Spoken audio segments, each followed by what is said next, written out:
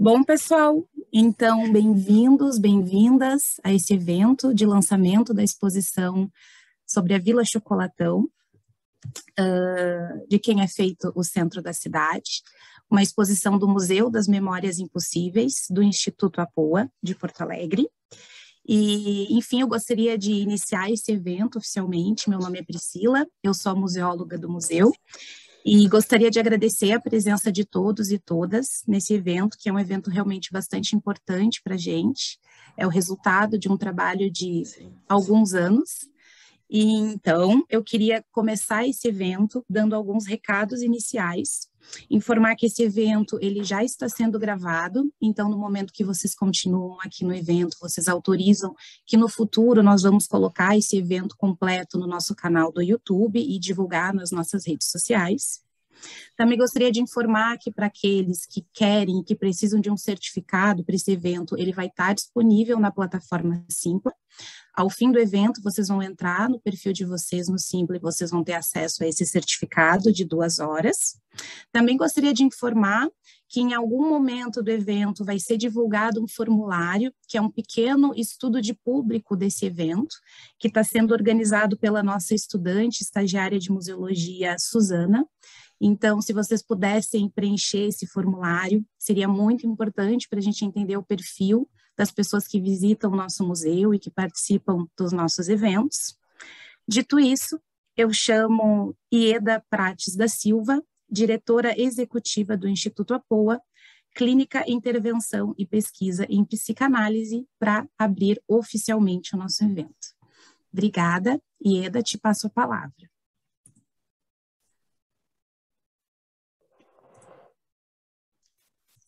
Tá no mudo, Ieda.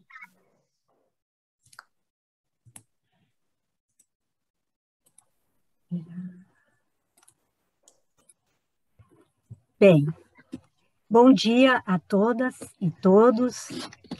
É com grande alegria que trago algumas breves palavras em nome do Instituto Apoa e da Apoa para dar-lhes as boas-vindas e celebrarmos juntos o lançamento de mais uma exposição do Museu das Memórias Impossíveis. Exposição Chocolatão, de quem é feito o centro da cidade, que vem a público testemunhar a força do trabalho e do desejo. 2 termos caros à psicanálise. Lembremos que Freud se referia ao trabalho do sonho, trabalho psíquico, trabalho do luto, trabalho da análise. O trabalho no sentido do que produz movimento e elaboração, pondo em causa o desejo. E o trabalho que essa exposição virtual contempla permite contar uma história de muitos, porque corriqueira em nossas cidades do progresso. De poucos, se trata daquelas pessoas que viveram essa história específica naquele tempo e lugar. E de um a um, na singularidade de cada sujeito e de suas experiências ali retratadas. Ninguém é igual a ninguém. Todo ser humano é um estranho ímpar. É o final do poema Igual Desigual, do Drummond. Singularidade que é negada via de regra a estes que circulam pela cidade sem ter um lugar de existência digna, invisibilizados e ignorados pelo poder público, relegados muitas vezes como restos a serem descartados, na medida em que não se encaixam no espectro dos consumidores a alimentar a lógica do mercado, no capitalismo cínico em que vivemos. Lógica de exclusão que recai sobre os diferentes, nem tão diferentes assim, se nos aproximamos, estabelecendo pontes nesse abismo da desigualdade social extrema, e que 2 anos de pandemia e de desgoverno em nosso país só fizeram recrudescer. A importância das intervenções que originaram essa exposição e da própria exposição está no reconhecer e testemunhar a existência destas vidas, nomeá-las, dar-lhes um lugar no mapa real e simbólico da cidade, endereçando uma escuta em um olhar que contrasta com a apatia ou indiferença urbana. As intervenções psicanalíticas não se definem pelos campos profissionais, da assistência social, da saúde ou da educação, por exemplo, mas se sustentam a partir de uma ética que não se diferencia da política em seu sentido mais profundo, como nos aponta Zizek. O trabalho de acompanhamento e escuta dos sujeitos, assim como na articulação da rede, isso que opera buscando fazer furo nos discursos institucionais, dos circuitos burocráticos e saberes constituídos, caminha na direção de buscar aberturas, tornar mais claras as cristalizações imaginárias que sustentam a opressão e seus efeitos sobre os sujeitos. Um desses efeitos, demarca Miriam Debier, é a confusão entre o outro, grande outro, né, enquanto lugar dos significantes, e o outro como representante de um poder autoritário e desumanizante. A ética tem a ver com isso que faz limite ao excesso, ato que confronta o sujeito com o vazio e o inelutável de nossa condição humana sempre faltosa, ao mesmo tempo em que este vazio dá lugar ao desejo como criação, seja de palavras, imagens ou laços, que pode fazer circunscrição ao vazio. O trabalho do psicanalista na polis, nas instituições, na rua, nas casas, no espaço entre, coloca em causa justamente os princípios que sustentam nossa prática analítica e também nosso olhar sobre a cidade e sobre os sujeitos que ali vivem. A partir das demandas que nos chegam, somos convocados num ponto de intersecção entre o exercício de cidadania e o ofício de psicanalista, intersecção propiciada também pelo encontro com outros campos. O Instituto APOA foi criado justamente com o objetivo de reunir e dar sustentação às diversas práticas sociais fundamentadas na psicanálise e propiciar as condições para a invenção de novas articulações entre clínica, intervenção e pesquisa no campo analítico. E, nesse sentido, a APOA e o Instituto têm podido acolher e dar lugar a uma série de intervenções no encontro com a arte, a cultura, o social, que têm uma função política ao ampliar os efeitos do discurso psicanalítico e que remete a uma psicanálise implicada. Implicada em mais de um sentido, de que o psicanalista estará sempre implicado em seu ato, na dimensão de seu desejo e de sua responsabilidade, e no sentido de buscar ou criar condições para que a escuta psicanalítica possa comparecer nas situações limítrofes, em que a condição humana se vê ameaçada pelos efeitos do desamparo discursivo. Intervenções que criam tempos e lugares coletivos para a elaboração do luto, para a inscrição de acontecimentos traumáticos através da palavra e de ações compartilhadas com outros, o que pode levar a novas significações, produzindo laços e contextualizações que são fundamentais para a constituição de uma vida. Trabalhos que se inscrevem entre aqueles que Kell descreve como uma aposta intransigente na dignidade do sujeito. A exposição é resultante de um feliz encontro entre desejo e trabalho coletivo. No compromisso ético de não relegar ao esquecimento as marcas e registros que tendem a ser apagadas rapidamente no imaginário social, impedindo sua inscrição simbólica na polis. Encerro minha fala agradecendo e parabenizando Maíra Brunrick e Edson Souza e a todos que compõem, todos e todas que compõem a comissão do museu. A Luciane Suzin e Marisa Varpechonsky, cujo lindo trabalho originou essa exposição, que agora se torna alcançável a todos. Agradecimentos também à Secretaria da POA e à Comissão de Eventos da POA. Obrigada e um ótimo evento para todos nós.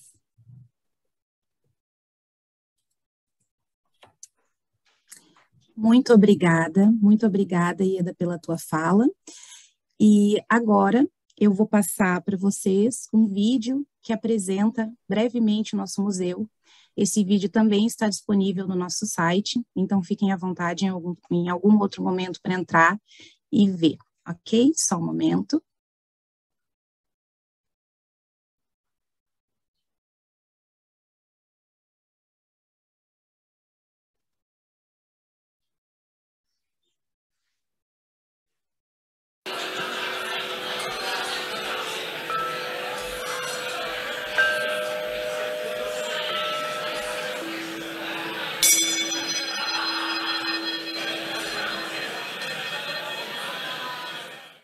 Ademir passou a vida dobrando papéis, jornais velhos ou novos, folhas de caderno, folhas de revista.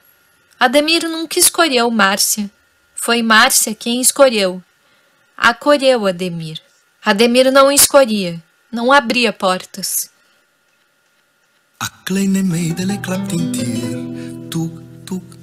Sapatos, malas, copos, talheres, próteses, cabelos, roupas, óculos, anéis.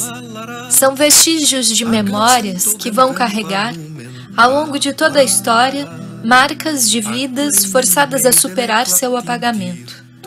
Os testemunhos se fazem presentes por meio dos objetos. Meu nome é Jaqueline, eu tenho 14 anos, mas eu comecei a andar na rua com 7 anos. Eu tenho 14 anos agora e eu tenho medo de morrer. Eu acho que testemunho é um exercício, a gente vai aprendendo também a fazer. Eu sofri na minha família uma experiência, vamos dizer, das mais comuns, eu sempre digo assim, das mais comuns dentro da ditadura. Eu só posso dizer que inicia por a gente não ter noção da importância daquilo que a gente viveu. O reconhecimento, começar a experimentar o reconhecimento de que isso era algo importante para todos, não só para mim, não só para minha família, não só para o grupo que me conhecia, que gostava de mim, né, os amigos, mas que isso tinha um valor histórico. Por que alguns podem ser desalojados de seus lares para dar seu lugar a outros? O que isso diz da cidade que habitamos? O que isso diz de nós, de nossa cultura e da relação que estabelecemos com os outros? Imagine que um dia alguém chega na sua casa e diz: você não pode mais morar aqui, mas você não quer sair. Você não tem escolha. É o que também dizem. A sua ilha vale 23 mil. Meu marido achou que ele estava falando das plantas. Aí disse, mas só isso? Ele disse, das plantas só valeu isso? Ele disse, não, não é das plantas. É da ilha, os seus direitos são esses. Então meu marido teve aquele impacto, levantou de uma vez. Quando ele levantou, ele não deu mais conta de falar. Ele não deu mais conta de sentar sozinho. As pernas dele pifou. Aí fui para Belém, chegou lá, o doutor falou que ele teve foi um surto psicótico por conta da negociação que foi 23 mil. A gente esperava que ele indenizasse e realocasse, que nem era prometido. Ou então oferecesse a carta de crédito. Isso eles não fizeram. O governo federal construiu uma barragem no estado do Pará, em um dos rios mais importantes da Amazônia, o Xingu. Os habitantes da região foram transformados em obstáculos ao progresso.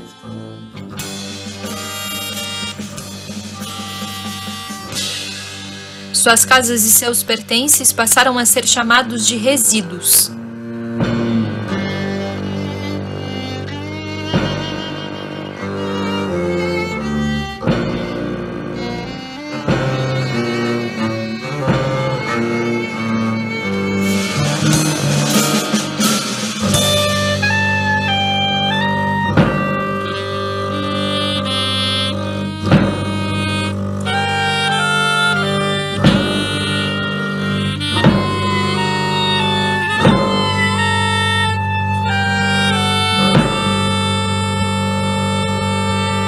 O Museu das Memórias Impossíveis do Instituto Apoa busca inscrever narrativas e acolhe as produções de sujeitos cujos lugares discursivos estão fragilizados nos laços sociais, que estão na ordem do indizível, do impensável, do inconsciente e do impossível.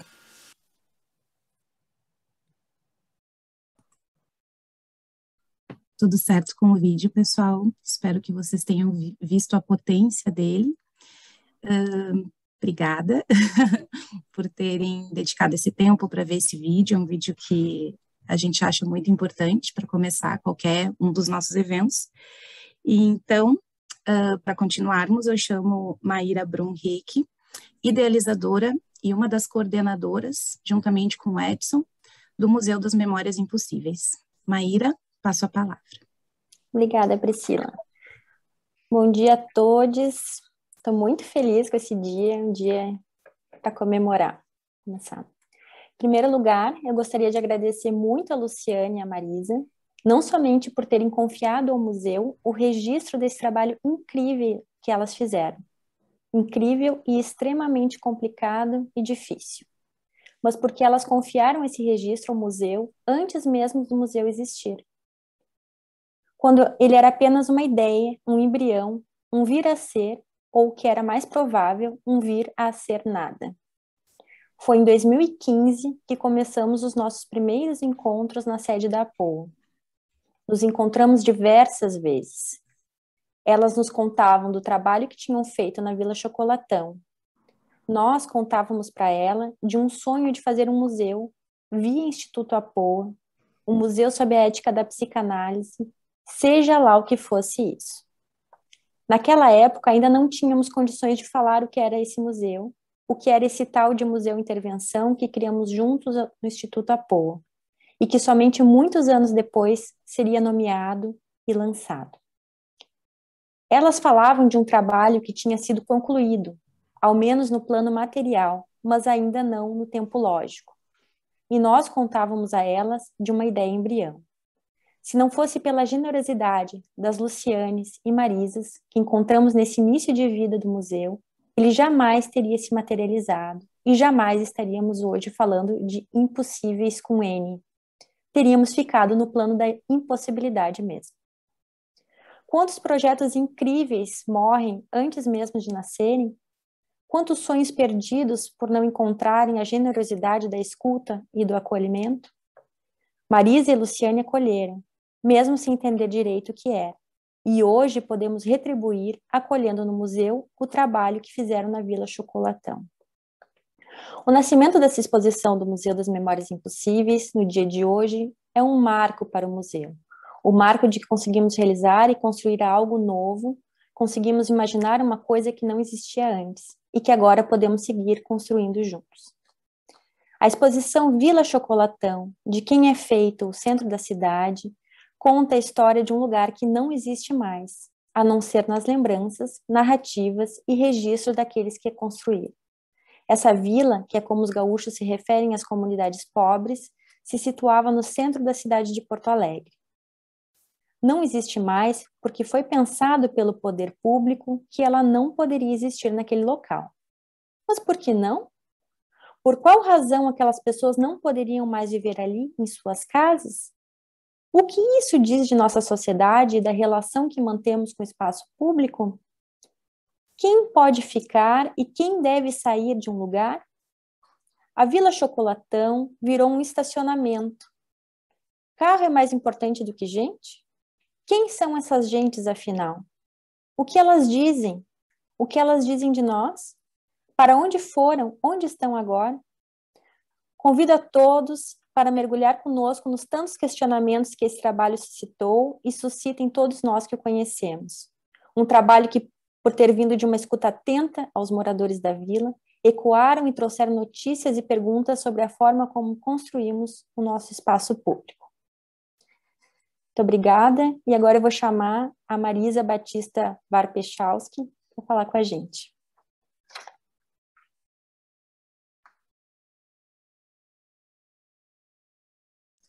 Tá sem som, Marisa.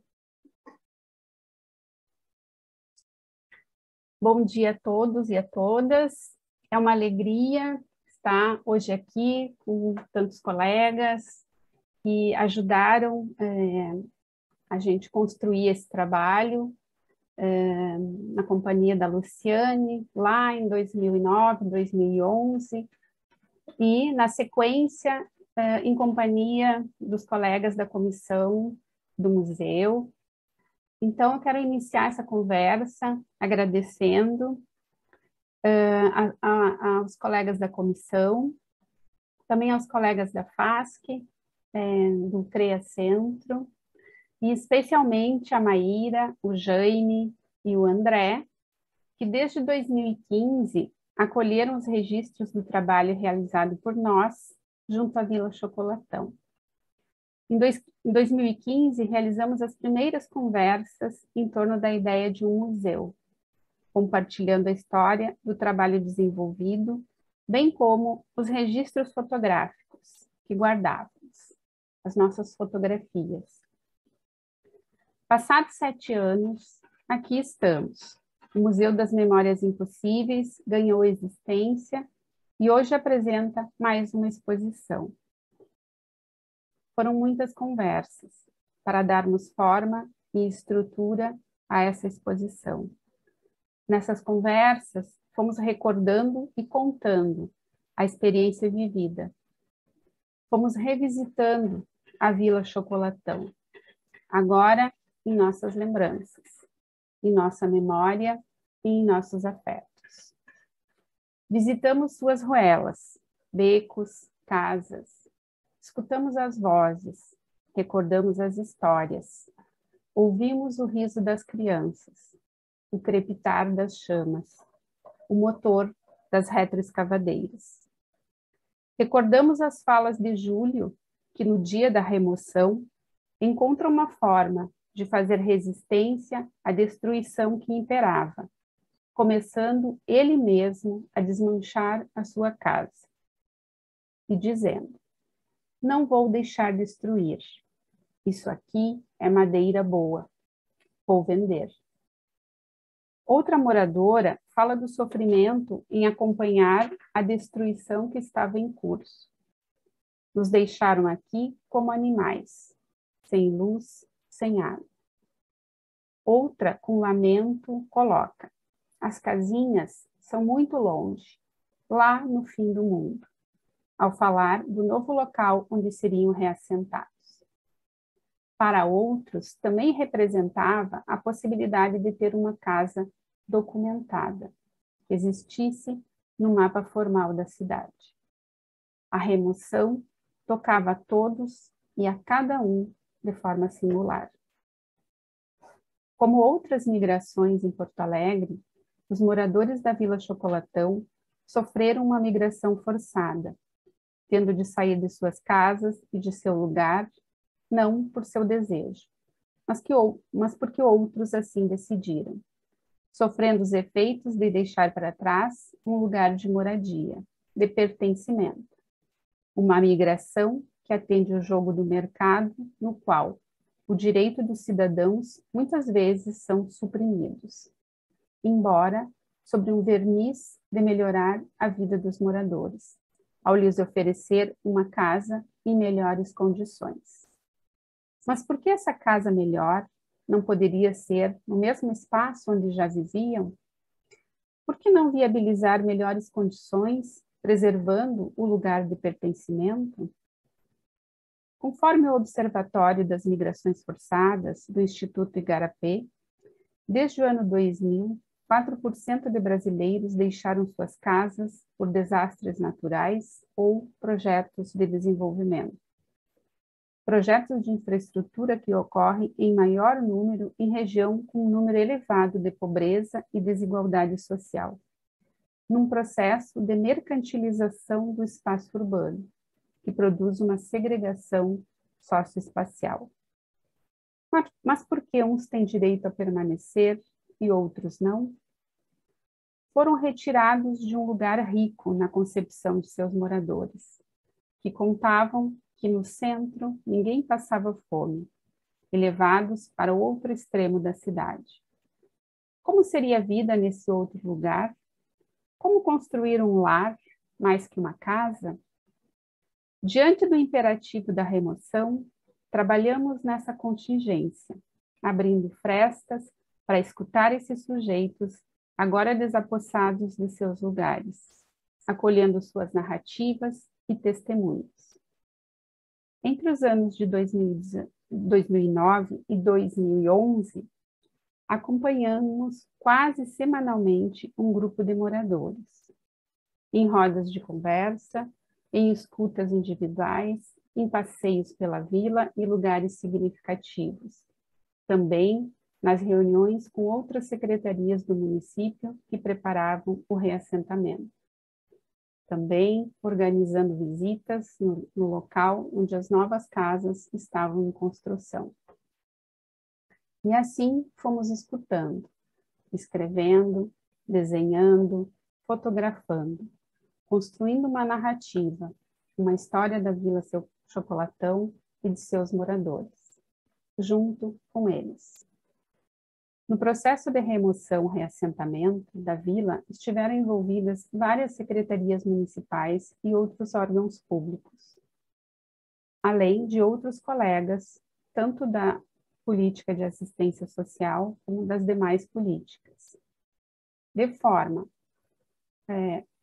que o que hoje torna-se essa exposição é somente uma parte do trabalho desenvolvido, é somente um recorte a partir de uma leitura particular de duas trabalhadoras na política de assistência social, sustentadas pelo discurso da psicanálise, que constituíram uma intervenção clínico-política com sujeitos que vivem em suas histórias as marcas das violências, do desamparo social e discursivo. Com esse trabalho, buscamos articular a dimensão dos direitos sociais com a criação de um espaço de escuta e acompanhamento em que a vivência do reassentamento e os seus efeitos subjetivos pudesse encontrar reconhecimento e testemunho. Convidar o outro a narrar, tecer um discurso para dar um sentido ao seu sofrimento, já compõe uma certeza terapêutica. A colocação em palavras permite deslocamentos e rearranjos de sentidos, possibilitando narrativas que reorganizam a experiência passada, modificando seus efeitos no presente. Levar adiante essas narrativas como testemunho é também a aposta que essa exposição apresenta. Encontrar no museu um lugar para inscrever a história dessas pessoas, dessa comunidade, representa uma forma de operar na contracorrente ao apagamento.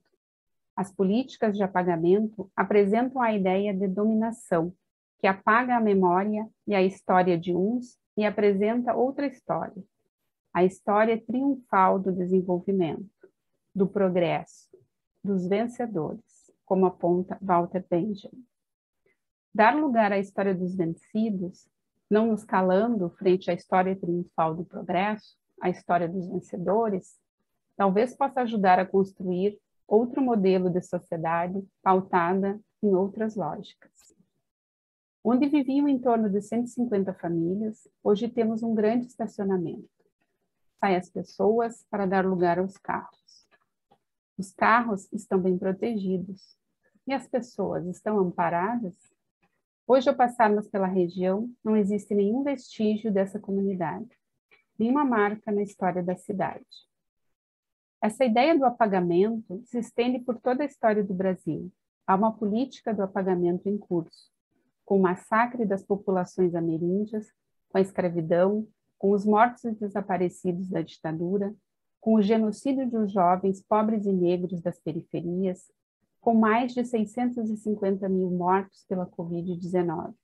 Mais do que nunca, precisamos construir museus, memoriais, para registro da memória e testemunho desses sujeitos que são esmagados pelas engrenagens de nossos modelos de progresso. Escutar essas histórias, esses testemunhos, poderá servir de arma contra a nossa própria autoaniquilação. Escutar outras versões da história, sem cairmos no perigo da história única, como adverte Chimamanda, é também uma das funções no Museu das Memórias Impossíveis e dessa exposição. A Vila Chocolatão era uma comunidade marcada pela pobreza, mas também pela força e criatividade de seus moradores, que derrubaram com seus facões os maricás e ergueram as primeiras casas, como nos contou seu Paulo, um dos fundadores. Com força insistiam em reconstruir a vila mesmo após a ocorrência de muitos incêndios. Pela iniciativa potente de criar espaços de lazer para os adolescentes, com a organização de um time de futebol. E assim recortamos diferentes imagens da vida na vila, onde havia dor, mas também alegria, onde havia sombra, mas também luz. As imagens que compõem essa coleção contam um pouco dessa história. A máquina fotográfica circulou por várias mãos e recortou olhares diversos. Foi um elemento que ajudou a escrever e a inscrever a história da vila e das pessoas que ali habitavam, constituindo-se como imagens testemunho. Imagens testemunho solicitam ver o que revelam além do visível ou distinguível, não podendo ser vistas só pelo que mostra, mas pelo que não consegue mostrar. Como fala Didier Huber no livro Imagens Apesar de Tudo, as imagens não dizem toda a verdade, mas são minúsculas amostras, fragmentos de uma realidade complexa, breves instantes que buscam dizer o indizível, representar o irrepresentável, imaginar o inimaginável, reconstruindo a história. Imagem testemunho que pode servir como possibilidade de um enlaçamento simbólico, de um novo dizer ou recomeço em um novo lugar. Obrigada.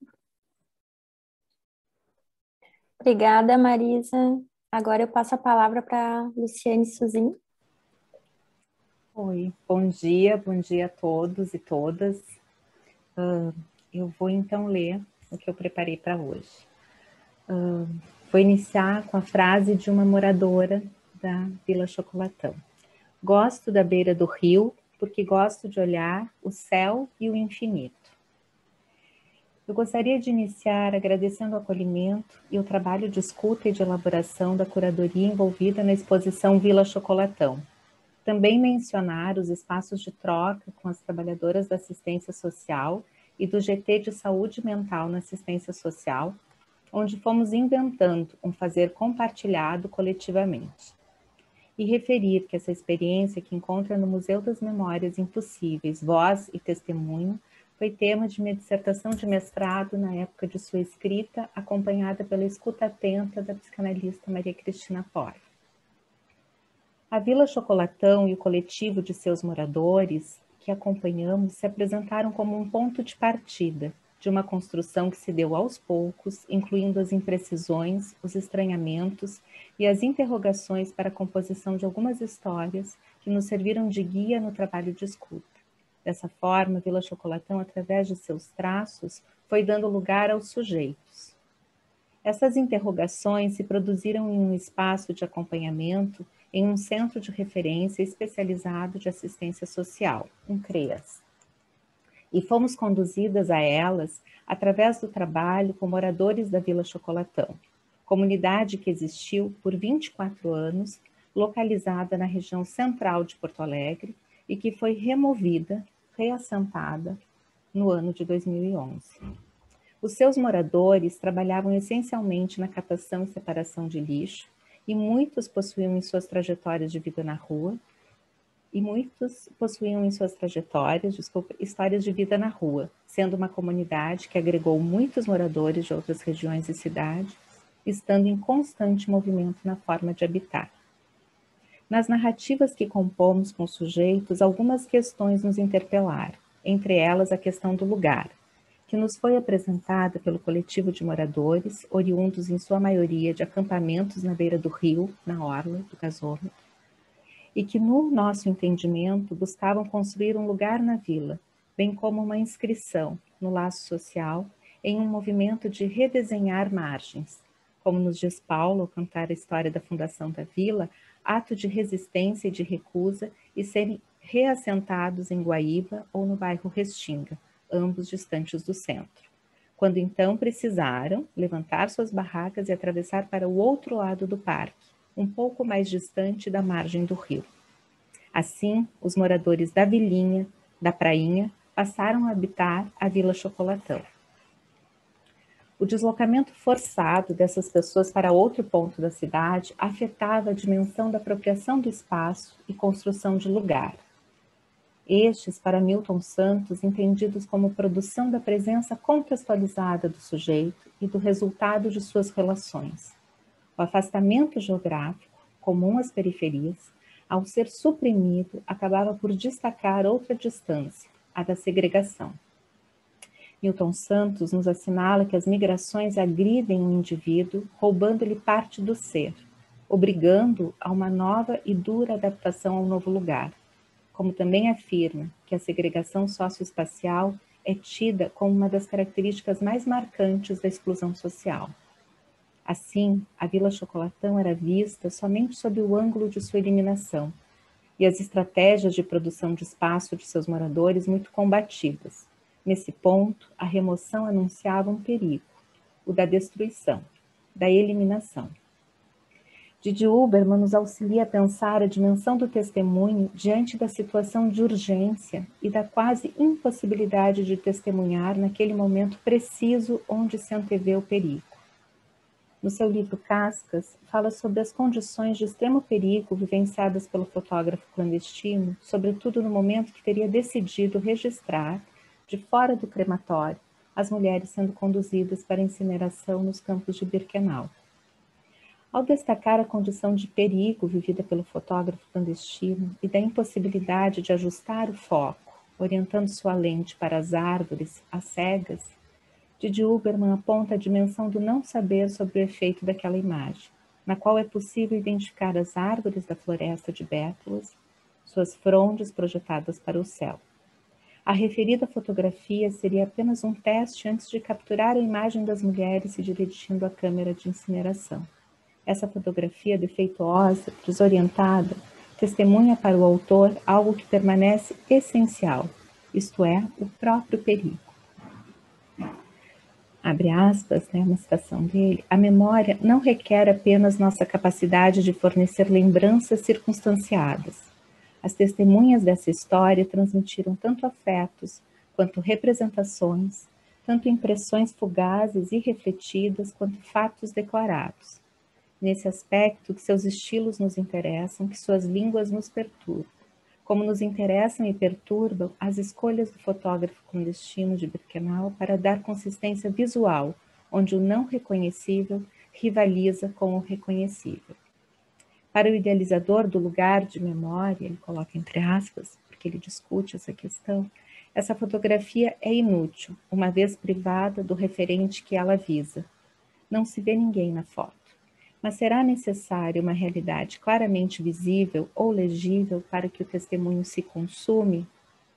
Fotografar com os moradores da vila, fotografar com os moradores a vila e o seu entorno na iminência de sua destruição possibilitaria talvez um trabalho de recuperação de memória, além de abrir espaço a uma elaboração narrativa que desse lugar a outra temporalidade que não somente a da memória traumática? Poderia fazer registro e testemunhar a existência de um coletivo prestes a se desfigurar? Seria possível produzir um deslocamento, como o autor nos faz pensar, do trabalho da perda para o trabalho do olhar e da transmissão na direção de um futuro? Buscamos, na escuta dos elementos colocados, recolhermos os significantes produzidos no coletivo. Mudança, lugar, cidade, incêndios, rua, mortes, lixo, esperança. Nos grupos realizados com, na sua maioria, mulheres, foi possível identificar a insistência em falar sobre a iminente mudança que vinha na forma de medos, esperanças e angústias. A angústia que a mudança suscitava estaria em ver repetir o histórico de violências dos que lutam pelo direito de habitar. Mudar significaria suspender a frágil condição de pertença à cidade, ou quem sabe finalmente ter acesso a uma casa documentada, como a Marisa também ressaltou. Tomamos a vila e seu grupo de moradores de forma análoga a um caleidoscópio, que nos possibilitou acolher os diversos modos de habitar a cidade, de construir interiores e exteriores, de percorrer as distâncias entre o mesmo e o outro. Como afirma Coutai, o processo analítico tem em sua condução a potente perspectiva de reconhecer o estranho, a alteridade em nós. E nesse reconhecimento fazer do outro alguém menos estrangeiro, sem que com isso o tornemos igual. E então nos deixamos guiar pelas questões singulares que as personagens e as imagens de nossa narrativa nos colocaram ao longo de nossa escuta, e que nos possibilitaram as construções necessárias ao trabalho clínico, construções no sentido freudiano que não encerram um único sentido ou uma finalidade, mas intentam encontrar nos rastros deixados pelo sujeito do inconsciente os elementos de sua composição, numa temporalidade que permite ao passado ser reinventado. Nas palavras de Conceição Evaristo, andava como se quisesse emendar um tempo no outro, seguia agarrando tudo, o passado, o presente e o que há de vir. Penso como Conceição Evaristo que os espaços de exclusão, ao se sobreporem, podem limitar o mundo. No entanto, para a escritora, viver nesses espaços fazia com que buscasse conhecer o mundo mais pela sua profundidade do que pela extensão. E afirma: construo personagens que são humanas, pois creio que a humanidade é de pertença de cada sujeito. A potência e a impotência habitam a vida de cada pessoa. Nesse trabalho de escuta e acompanhamento dos sujeitos, buscou-se articular a memória da história dos sujeitos a um lugar, a vila, ao acontecimento da mudança, extremamente carregado de expectativa de futuro. E ao recompor esse percurso, percebemos o efeito de reconfiguração de limites que discursivamente puderam ser compartilhados e, através da presença da palavra, oferecer reconhecimento ao outro. Eu gostaria de finalizar fazendo uma referência ao romance Torto Arado, de Itamar Vieira Júnior, através de 2 fragmentos do seu texto. Eu vou ler o primeiro agora. Abre aspas. Se soubesse que tudo o que se passa em meus pensamentos, essa procissão de lembranças enquanto meu cabelo vai se tornando branco, serviria de coisa valiosa para quem quer que fosse, teria me empenhado em escrever da melhor forma que pudesse. A segunda citação do texto dele. A parede de terra, do barro, que era o chão de água negra, voltou a ser terra de novo. Nasceram ervas e flores minúsculas em meio à umidade que surgia com o orvalho e com a chuva que caía quando era vontade dos santos. Fiquei atenta a tudo o que acontecia. Sabia que nada retornaria. Olhei com certo encantamento o tempo, caminhando indomável como um cavalo bravio. Encontramos no texto de Itamar a história de um Brasil colonial, misturado às lembranças dos personagens, entrelaçando história e ficção, para tocar em pontos nos quais insistimos em apagar ou mesmo esquecer, bem como uma narrativa que nos faz tomar contato com uma temporalidade distinta à dos fatos ordenados pela cronologia e que se assemelha à temporalidade do inconsciente, na qual a história do sujeito não se reduz aos fatos vividos, onde a história não é somente o passado. A história é o passado, essa é uma citação do Lacan, a história é o passado na medida em que é historiado no presente porque foi vivido no passado. Nessa relação intrínseca entre o vivido e a memória, do tempo que não se reduz à vida de cada um, mas que ultrapassa os limites individuais e que busca as nossas ancestralidades, é possível tecer uma narrativa, onde vozes esquecidas de um país múltiplo e diverso, que se imaginou unívoco, tomam a palavra, produzindo novos elos entre história e a ficção, entre os sujeitos na multiplicidade de culturas, onde, e novamente eu cito Lacan, o de que se trata é menos lembrar do que reescrever a história. Entendo que a exposição Vila Chocolatão pode ter esse efeito de contar e testemunhar sobre uma experiência que muito diz de nossa história colonial, pois tal qual as casas de barro refeitas a cada chuva, testemunhando as vidas privadas do direito à terra, vemos nos barracos refeitos a cada incêndio, deslocamentos, chuvas, ausência de saneamento e luz, os sujeitos privados do direito à cidade, assim como suas histórias de luta e resistência. Por último, trazemos ainda que o lugar da psicanálise na cultura, considerando as expressões de seu mal-estar, é, de acordo com Beth Fuchs, o de convocar a responsabilidade do sujeito pelo outro, pequeno outro, semelhante, e pelo outro, pela cultura. Assim, entendemos que os achados da clínica nesses contextos de violências sociais encontram na psicanálise, na sua dimensão de abertura às interrogações de seu tempo, possibilidades de orientar a intervenção onde o sofrimento do sujeito se apresenta, a partir de um posicionamento ético, através do qual as palavras banidas e as violências silenciadas possam encontrar testemunhos. Nas palavras de Conceição Evaristo, era preciso continuar decifrando nos vestígios do tempo os sentidos de tudo que ficara para trás. Obrigada.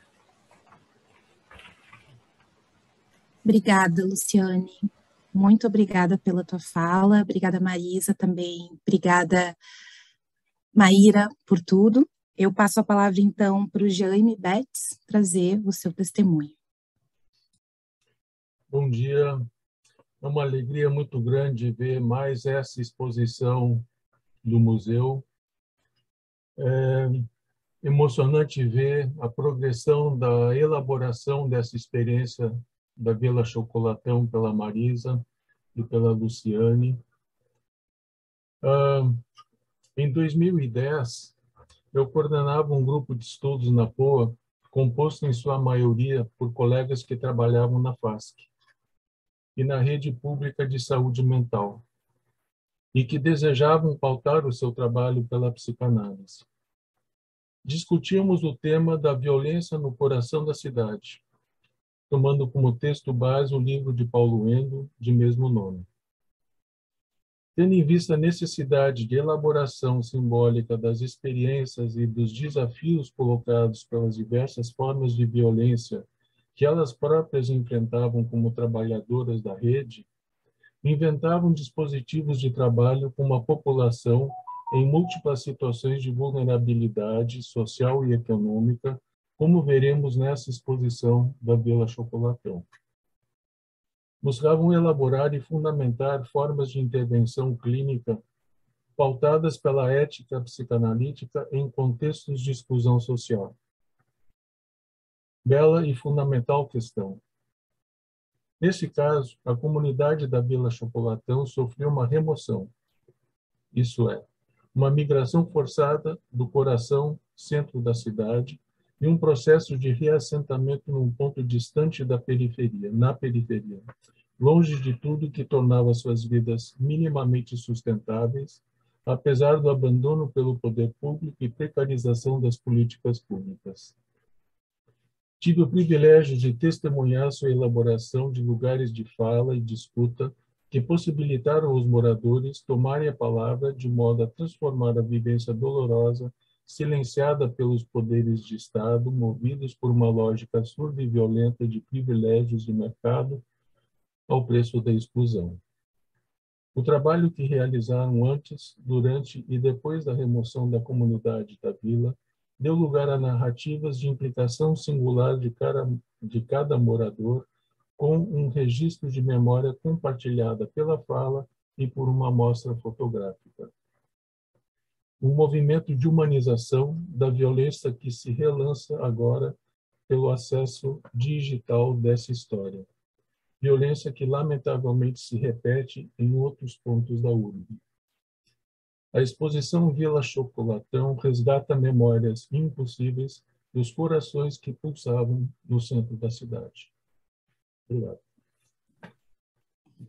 Obrigada, Jaime, pelo teu testemunho. Acho que fala um pouco de tudo que a gente pensa e tem pensado durante a elaboração dessa exposição.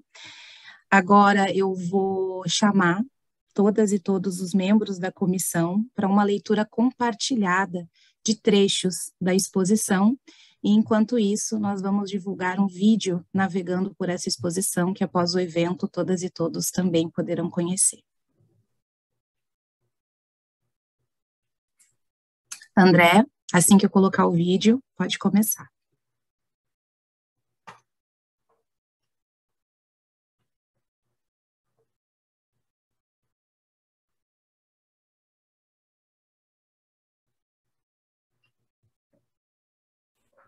O que é uma casa? Como conseguimos transformar um lugar em o nosso lugar no mundo? Por que alguns sentem que encontraram seu lugar e outros não? Como as cidades e o poder público entendem o que constitui esses lugares, essa casa simbólica, esteja ela materializada ou não? Por que alguns podem ser desalojados de seus lares para dar lugar a outros? O que isso diz da cidade que habitamos? Esse lugar, tido como transitório e provisório, carrega também em sua configuração composições de diferentes elementos, estampados em casas, que fogem ao convencional pelos materiais utilizados. Os móveis podem tomar o lugar de uma parede, e o exterior, a rua, também é ocupada pelo ambiente comum à vida privada.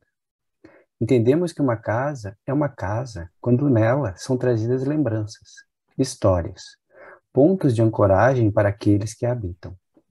Não importa de que material são feitas suas paredes, portas e janelas. Importa?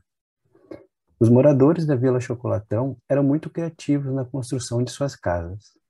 Um micro-ondas velho poderia se transformar em banco.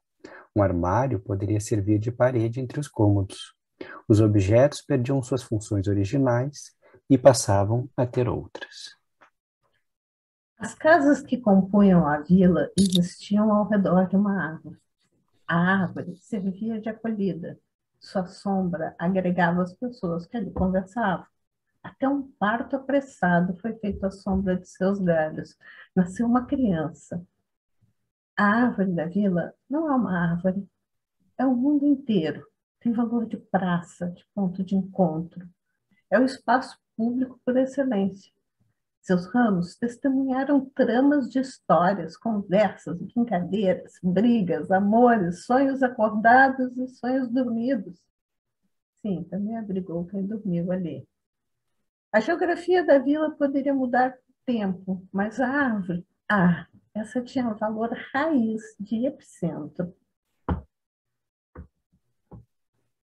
Esses moradores sabem que, além da casa, necessitam viver num território onde também possam ter acesso aos demais bens e serviços que tornam a vida digna. Eles estavam inseridos nos serviços da região, como escola, creche, posto de saúde e centros de assistência social. O centro da cidade é uma região muito rica na produção de resíduos, garantindo o trabalho de coleta. Eles construíram uma rede de apoio informal, composta por moradores do entorno, igrejas, restaurantes, que auxiliavam com alimentos, roupas e móveis. Assim diziam, o centro é muito rico e aqui ninguém passa fome. Que a polícia vem antes dos bombeiros? Perguntavam-se os moradores. A Vila Chocolatão foi cenário de inúmeros incêndios. Ela era conhecida em Porto Alegre como a Vila Incendiária. O que a vila incendeia? Cada um dos incêndios marcava a reconfiguração de uma parte da vila. Onde tinha rua, passava a ter casa. Onde tinha casa, passava a ter rua. Novas ruas, novos vizinhos. Quem um dia conhecer a geografia da vila, após um incêndio, se deparava com o estranhamento de uma nova configuração. A cada incêndio, os moradores da vila, como fênix, renasciam das cinzas e criavam um novo território. Um novo território no mesmo território. Nunca quiseram sair dos contornos que criaram na cidade. Nunca quiseram sair do número 555. Preferiam reconstruir. As margens da vila, que eram no centro de Porto Alegre, marcavam um lugar onde habitavam afetivamente. A partir do significante incêndio, outros foram sendo encadeados, como Vila Incendiária, Vila Assassina e Vila do Horror, sentidos atribuídos socialmente que não deixavam espaço para a expressão da vivência traumática. Como nos trazia Carla. Perdemos com os incêndios, perdemos muito. Nossos documentos, nossas coisas, nossas vidas. Tememos pelos nossos filhos. Ao dar lugar às falas carregadas de angústia frente à mudança, ao enfrentamento com o novo, também se apresentava o desejo de permanecer onde viviam.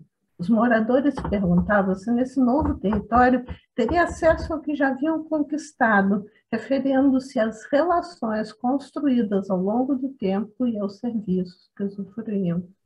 As falas apontavam para certa forma de exílio forçado, na medida que faziam referência a uma distância indesejada, de difícil acesso para quem precisa batalhar muito por um vale-transporte.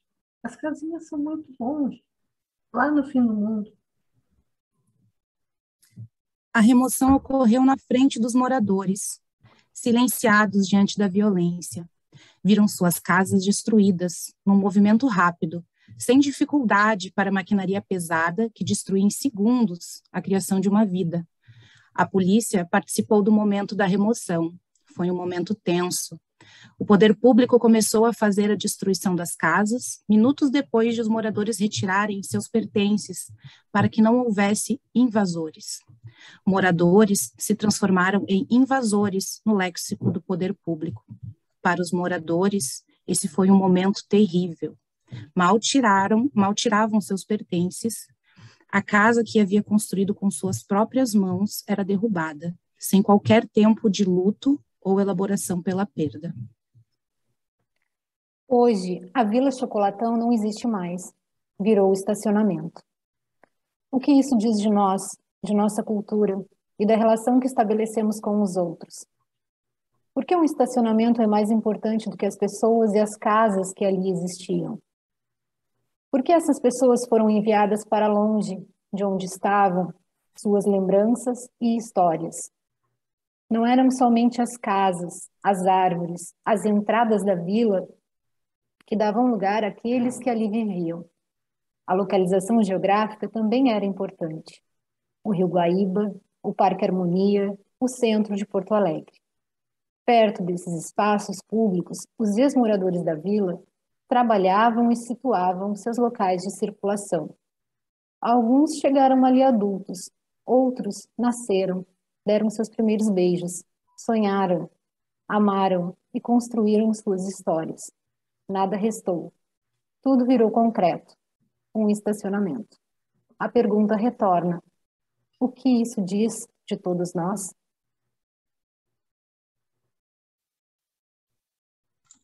Não sabemos ao certo quem colocou a placa da Vila Chocolatão.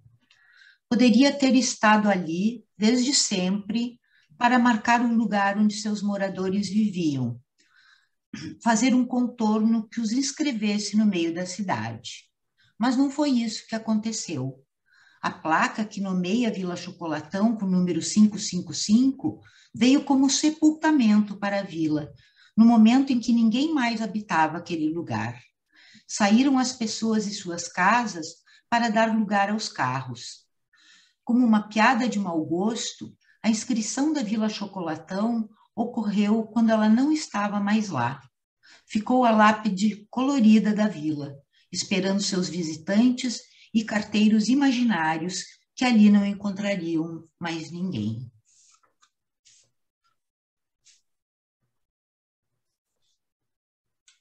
Obrigada, colegas, por esse momento. Muito emocionante, diga-se de passagem.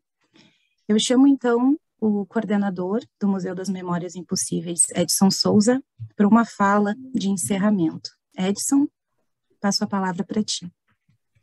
Bom dia. Enfim, também muito emocionado. Imagino que vocês, todos que estão aí assistindo, e desde já agradeço a presença, né, das pessoas que vieram aqui pela manhã estar com a gente. Né? Reconheço vários de vocês aqui, e são pessoas que realmente estão nesse fronte, nessa aposta, né, nessa luta tão importante nesse momento que a gente está vivendo, né? O museu, ele se faz com seus visitantes, né? Então, vocês são também um museu, né? E na medida em que a gente pode ampliar esse espaço, né, ele vai justamente respondendo, né, a sua função, né? Já que a gente precisa sonhar juntos para não naufragar, né? Sobretudo nesse momento.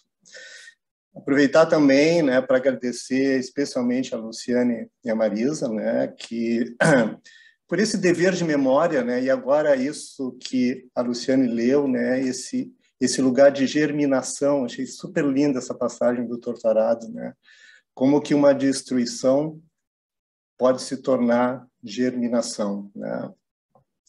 Com os colegas da comissão, né, essa comissão incrível, né, tão potente, né, tão cheia de energia, que mais, eu diria, mais do que colegas, né, colegas são amigos e amigas, né, porque é um lugar de afeto também, né, onde a gente compartilha dor, esperança, né, a nossa indignação e a nossa revolta, né, quer dizer, o trabalho é feito nessa pulsão, né, justamente de nos confrontarmos com essa realidade e fazer alguma coisa. A Priscila, nossa museóloga, né, que ampliou para todos nós a ideia do que é um museu, né, nos ensina tanto, com tanta paciência, o que é um arquivo, né, como fazer um arquivo, né, e como isso tem muito a ver com o nosso trabalho na psicanálise, né, Priscila? Então, a tua presença aqui, enfim, é fundamental. A Maíra, né, com quem compartilha a coordenação, né, por esse incansável entusiasmo, assim, né, e essa força, né, brilhante, assim, que ela tem criativa, né, que de alguma maneira, né, move o museu e nos move também, né, nesse trabalho juntos, né, que a gente tem feito. E finalmente a esse lugar farol, né, para muitos de nós, que é a POA, né, ou seja, que pôde acolher esse trabalho, né, eu acho que é um trabalho inédito como instituição psicanalítica e que está nos seus primeiros passos, né? E aqui então, especialmente a Ieda, né, que dirige o instituto, né, que fez a fala inicial, né, uma bela reflexão também, né, sobre o papel do museu, e ao Norton, o nosso presidente, que está aí presente também, né, por sempre também estar muito próximo, né, e junto, enfim, com toda a mesa diretiva. Bom, eu vou ser muito breve, né, para encerrar, foi tanta coisa dita, né, tanta coisa que foi, né, que a gente pôde pensar e sentir, e vamos abrir depois, né, um espaço para conversa, né, que vocês que estão aí nos assistindo. Então, eu vou trazer uma brevíssima reflexão como conclusão, tá, que propus aí como título periferizar o centro, centralizar a periferia. Esse trabalho que está ali como imagem é do Hélio de Sica, né, um trabalho emblemático que marcou muito o Brasil também na época da ditadura, seja marginal, seja herói. Bom, não vou entrar na história desse trabalho, mas depois a gente pode falar na discussão, né, o quanto, enfim, essa conexão até com esse título, né, periferizar o centro, centralizar a periferia. Diante de tantas ruínas que ouvimos de todos esses relatos e que vocês poderão ver e imaginar, né? Aliás, viram agora um pouco no vídeo, a partir dos registros fotográficos que ficarão em exposição no museu, cabe a pergunta: como reagir a todas essas destruições? Que espaço ainda é possível de vida, de solidariedade, de esperança, de respeito em histórias como essas da Vila Chocolatão?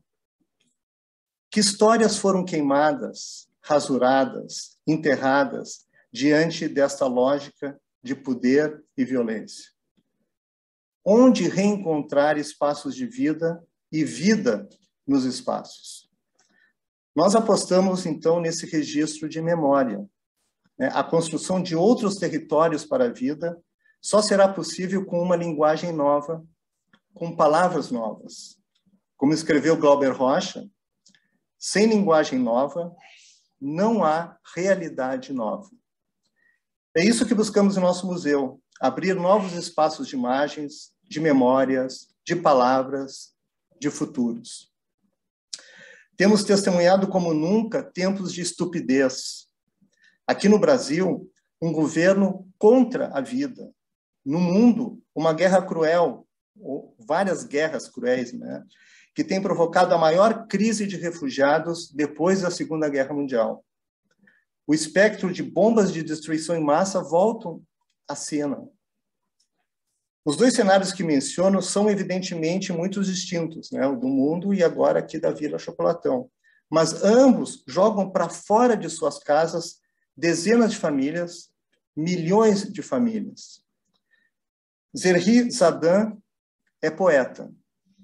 Zerhi Zadan é ucraniano. Nasceu em Kharkiv. Ele escreveu um poema que fala destes mundos que não podemos mais tolerar e que lembra a violência de produzir refugiados. Então, é um breve poema que eu vou ler aqui para vocês. É um poema recente do Zadan. Pegue apenas o que é mais importante. Pegue as cartas. Pegue apenas o que puder carregar. Pegue os ícones e os bordados. Pegue a prata. Pegue o crucifixo de madeira e as réplicas douradas. Pegue um pouco de pão, os legumes do jardim e depois vá embora. Nunca mais voltaremos. Nunca mais veremos nossa cidade. Pegue as cartas, todas elas, até a última notícia ruim. Nunca mais veremos nossa loja de esquina. Nunca mais beberemos daquele poço seco. Nunca mais veremos rostos familiares. Somos refugiados. Vamos correr a noite toda, passaremos por campos de girassóis, vamos fugir dos cachorros, descansar com as vacas, vamos pegar água com nossas próprias mãos, sentar esperando em campos, irritando os dragões da guerra. Você não vai voltar, e amigos nunca mais voltarão. Não haverá cozinhas esfumaçadas, nem empregos habituais, não haverá luzes sonhadoras em cidades sonolentas, nem vales verdes, nem desertos suburbanos. O sol será uma mancha na janela de um trem barato, passando correndo por poços de cólera cobertos de cal. Haverá sangue em seus calcanhares, guardas cansados em terras fronteiriças cobertas de neve, um carteiro com sacos vazios abatidos, um padre com um sorriso infeliz pendurado sobre suas costelas, o silêncio de um cemitério, o barulho de um posto de comando e listas não editadas de mortos. Tanto tempo que não haverá tempo para checá-los pelo seu próprio nome. Então, acho que o Zadan, enfim, eu acho que escreve esse poema, né, para dar conta de uma situação que estamos acompanhando, mas eu acho que ele diz muito mais do que essa situação específica, né, na Ucrânia. Para finalizar, é urgente pensarmos no que nos propõe Milton Santos em seu livro A Natureza do Espaço. Ele diz, né, que só podemos pensar o espaço como um conjunto indissociável de sistemas de objetos e sistemas de ações. Assim, quando destroem as casas, né, fecha a situação, né? Então, quando destroem as casas, não são só os objetos que se vão, que se perdem, mas todo um outro movimento de vida, tantos gestos que compunham aquele espaço. Dois movimentos se impõem, então, para pensarmos a partir desse cenário que narramos, né, todos nós aqui narramos da Vila Chocolatão. Periferizar o centro, que eu definiria como um movimento de ocupação do centro, ou seja, essa ideia de inflar o centro para destituí-lo de um lugar de poder e segregação. Que políticas seriam importantes para que isso acontecesse? E, de outro lado, centralizar a periferia, ou seja, restituindo o seu valor, sua dignidade, seu direito a ser também centro. A urgência, então, de imaginar uma ideia de centro inclusiva, que possa acolher um sistema de ações e objetos que agreguem valor de experiência à vida comunitária. Utopias? Então, seja marginal, seja herói, né? Talvez concentre um pouco essa ideia, né? E aí uma foto de um amigo do Hélio de Sica, né, que foi morto pela polícia, né, e que ele fez essa homenagem, né, com esse trabalho, né, de arte, mas que acabou sendo um pouco emblemático de uma época.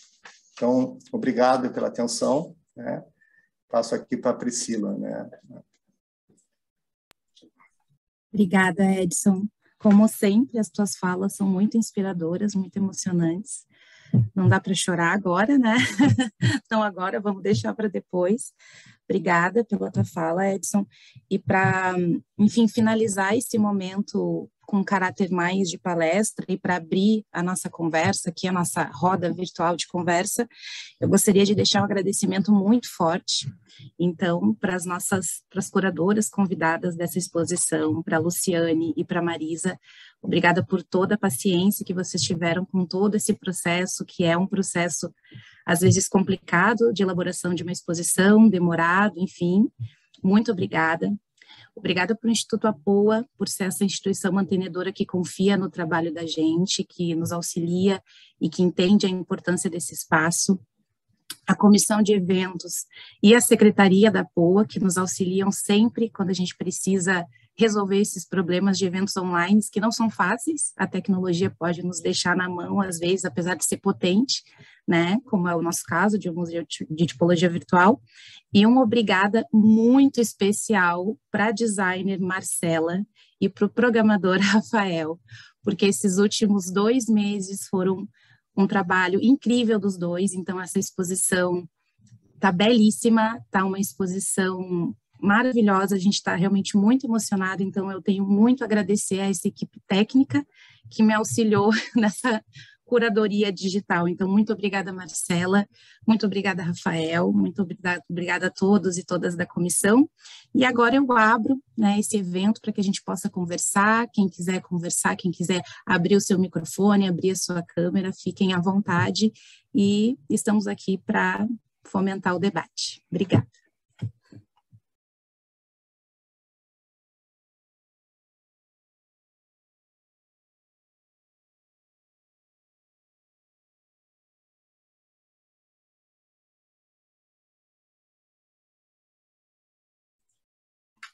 Pessoal, eu aproveito também para lembrar que eu vou divulgar aqui no chat o nosso estudo de público, tá? Quem puder preencher vai ser ótimo. Obrigada.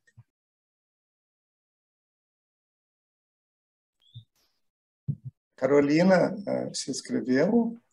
Isso, a Carolina e depois Josiane. Fiquem à vontade, pode ligar o microfone, Carol, Josiane.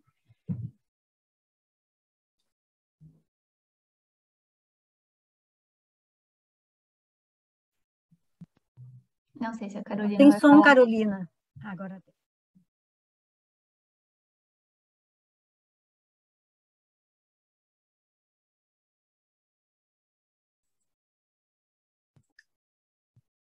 Eu acho que está sem som, né? Não sei se a Carolina está conseguindo. Talvez a gente possa passar para a Josiane e daí depois a Carol pode vir falar. O que tu acha? Isso, pode ser, Carolina. Josiane?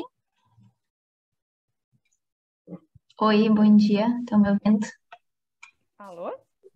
Bom dia a todos. Então, eu sou Josiane, eu vou me apresentar porque eu sou de fora da área da psicanálise, eu sou arquiteta urbanista e me chamou a atenção quando eu vi o evento, porque eu trabalho também com habitação, nessa perspectiva do direito à moradia, do direito à cidade e todas essas questões da escuta a essas populações são coisas que a gente discute e fala recorrentemente, né? Então, eu gostaria de parabenizar a todos os envolvidos na exposição por esse trabalho justamente de escuta e o importante esforço em manter essa memória desse local, né? O que aconteceu com a Vila Chocolatão acontece com muitas outras comunidades, né? Essa prática das remoções dessa forma violenta, ela é recorrente em nosso país, sem espaço para aquele ser humano que está ali em frente a essas ações, né? Como se aqueles seres eles não tivessem direito a escolher a palavra simplesmente pela sua condição social.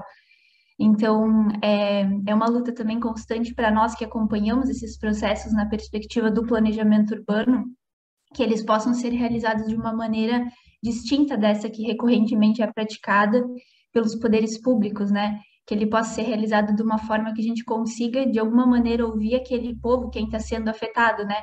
Porque sempre numa perspectiva do planejamento, todo mundo é ouvido, né? As empresas que têm interesse são ouvidas, o poder público é ouvido, todo mundo é ouvido, menos aquela população que está sendo ali afetada, né? Então, isso é um processo que a gente tenta inserir, né? Mas é muito difícil porque justamente são essas populações que são marginalizadas e que ninguém escuta o seu grito, né? E aí a gente sempre tenta pensar nisso, né? Que pode haver um espaço para o desenvolvimento sem necessariamente praticar essa desumanização daqueles que habitam o território, né? Um processo parecido que aconteceu há pouco tempo também em Porto Alegre foi com a Vila Nazaré, que é nas proximidades ali do aeroporto, né? Uma comunidade que tinha décadas de consolidação, e quando o aeroporto passou a ser administrado por uma empresa alemã, a empresa Fraport, foi decidido que seria ampliada a pista de pouso do aeroporto, e essa ampliação avançaria sobre a comunidade, né? Os moradores dali da Vila Nazaré, eles tentaram se inserir nesse processo de discussão sobre as remoções, não no sentido de se opor, porque eles inclusive estavam de acordo com o desenvolvimento, com a ampliação da pista. Eles buscavam um espaço para conversar sobre para onde eles seriam removidos. E uma das coisas que eu lembro deles comentarem muito era simplesmente poderem ser removidos para um local que eles ainda conseguissem ficar de alguma maneira juntos, manter a estrutura que estava consolidada na comunidade, que eles conseguissem se mudar próximo à tia que cuidava de todas as crianças enquanto os pais trabalhavam. Então, muitas vezes não tem nem essa oposição, né, da mudança, do desenvolvimento, é só essa construção de um espaço de diálogo que possa ser possível, né, beneficiar a todos. E aí eu acho que tem várias outras questões, né, enfim, para serem discutidas, mas eu queria compartilhar um pouco desse ângulo para nós, por exemplo, do planejamento urbano, nessa perspectiva. Seria ótimo que a gente conseguisse ter essa transdisciplinaridade, né, a assistência social sempre acompanhando alguém da área da psicologia, da psicanálise, enfim, que a gente conseguisse acompanhar esses processos com vários outros profissionais. Então, fiquei bem feliz de ouvir também o relato aqui e, novamente, parabenizar a todos. Obrigada. Posso tentar? Tá funcionando? Tá. Claro, tá sim, Carolina, pode Que falar. bom. Bom, primeiro, sim, parabenizar pelo trabalho, né? Um trabalho muito bonito, e eu vou falar mais na condição, assim, também de testemunha, porque eu trabalho na Justiça Federal, né? Naquele prédio, inclusive a minha sala aparece ali nas fotos, naquele prédio suntuoso, assim, que aparece ali. E até ontem eu trabalhava na gestão de pessoas e a partir de ontem eu passei a trabalhar na área de acessibilidade e inclusão. E então, assim, até uma questão, isso foi bom a Josiane ter falado primeiro, porque isso da Vila Nazaré, por exemplo, né, foi uma situação muito interessante, porque o juiz da vara de conciliação fez uma coisa um tanto inédita, assim, que foi levar essas pessoas da Vila Nazaré para fazer as mesas de conciliação lá na Justiça. Então, eles faziam essas conciliações no auditório, né, que é um lugar, assim, nobre, no último andar, carpetado, né, aquela coisa, aquela chiqueza da Justiça. E foi muito interessante porque a gente via claramente, assim, o incômodo de muitas pessoas com a circulação dos moradores da Vila Nazaré dentro do prédio, né? O que, assim, é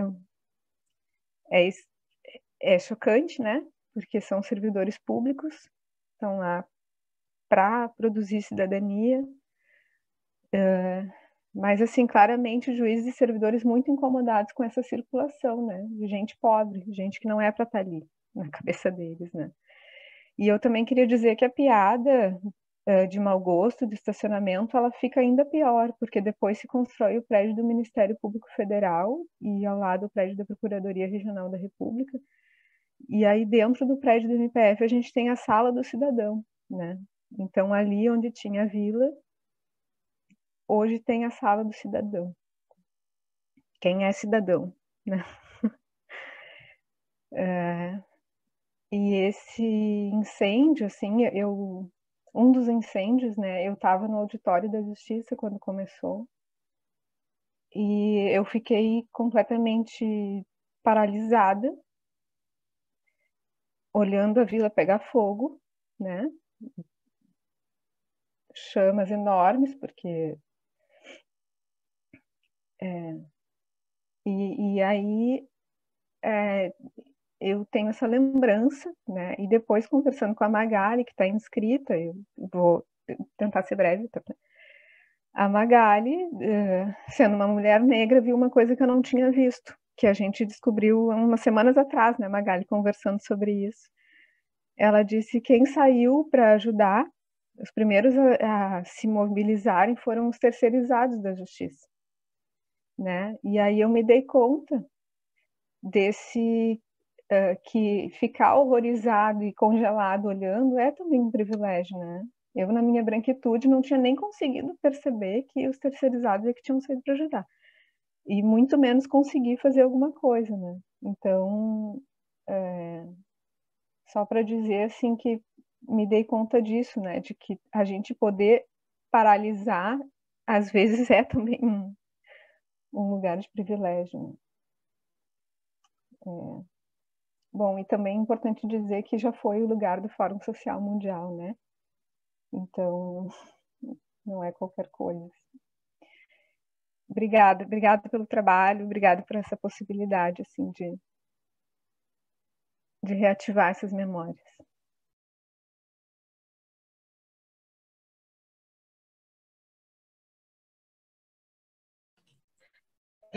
Posso continuar, então? Pode, Magali. Bom dia a todas as pessoas. Quero parabenizar também imensamente, né, os organizadores, organizadoras, as curadoras. É um trabalho muito impactante. Como a Carolina já disse, nós temos, então, essa memória visual, né, da Vila Chocolatão, porque eu trabalhei naquele prédio desde 1997. Então, e assim, o trabalho da exposição, ele já, assim, nessa conversa com a Carolina, ele já, enfim, começou a cumprir o papel dele, porque ele começou a trazer, então, as nossas memórias daquela vivência. E aí, assim, uma das primeiras... Então, assim, vou me apresentar. Eu sou Magali, também sou servidora da Justiça Federal, minha formação é em Ciências Sociais. Recentemente, eu concluí, enfim, continuei meus estudos na área de políticas públicas, minha concentração de pesquisa é para a igualdade racial. Então, eu venho de uma família, por sua vez, gentrificada, do bairro Partenon, lá para a Loma do Pinheiro, para um lugar que hoje foi imortalizado pelo romance do José Faleiro, Os Supridores. Então, assim, eu fui com 9 anos de idade lá para Vila Sapo, que é como ele chama, né?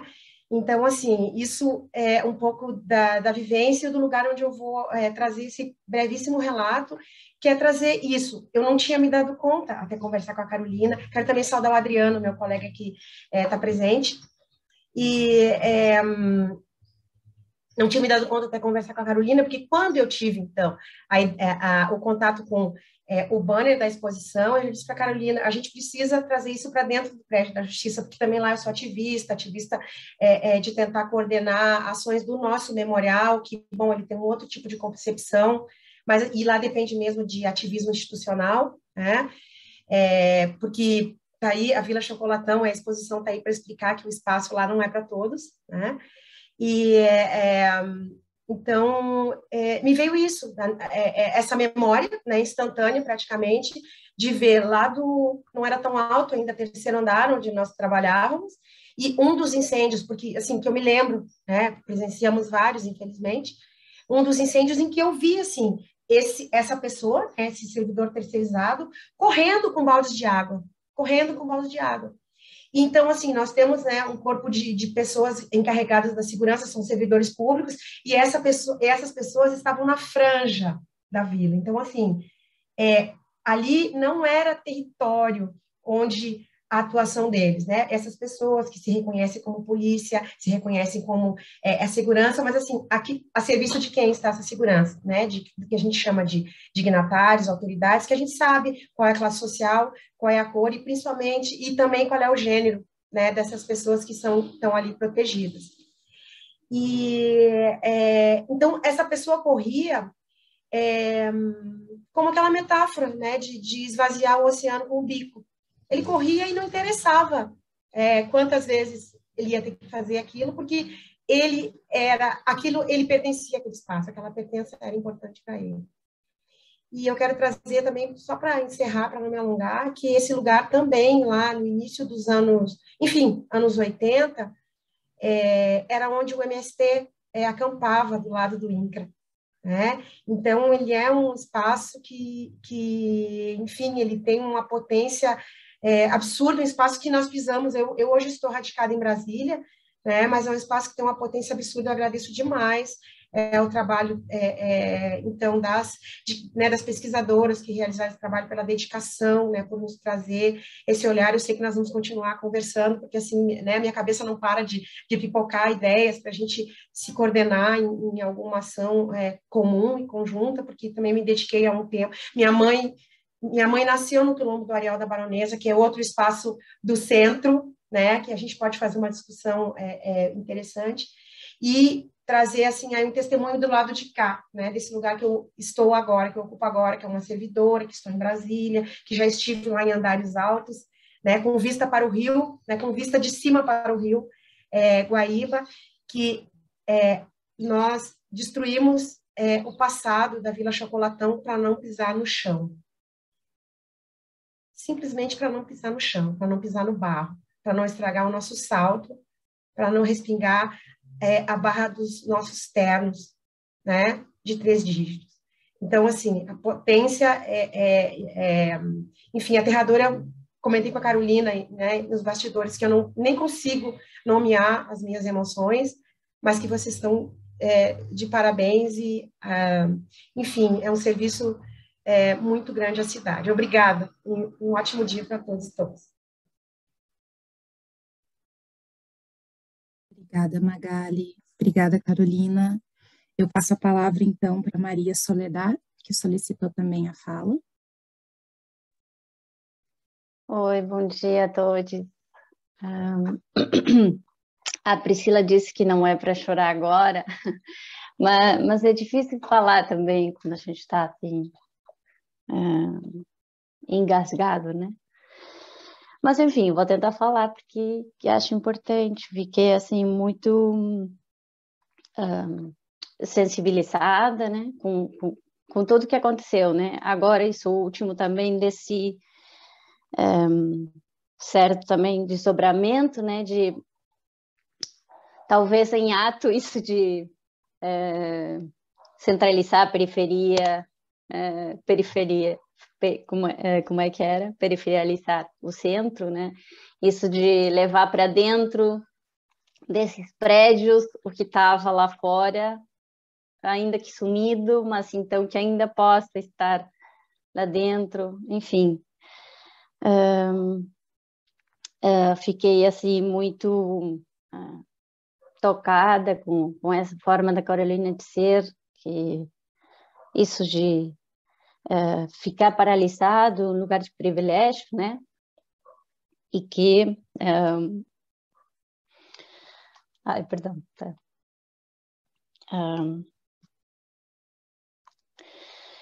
Isso de não pisar no chão, né? A Magali dizia, né? Perdão, tá difícil. Vou tentar. Achei de uma enorme delicadeza o trabalho das colegas que fizeram esse trabalho de testemunho, né? Porque não só foi a delicadeza de poder... Perdão, muito mexida. A delicadeza de poder fazer uma escuta das narrativas, né? Testemunhar isso que estava acontecendo, isso que havia, isso que existia, isso que pulsava, essa vida toda.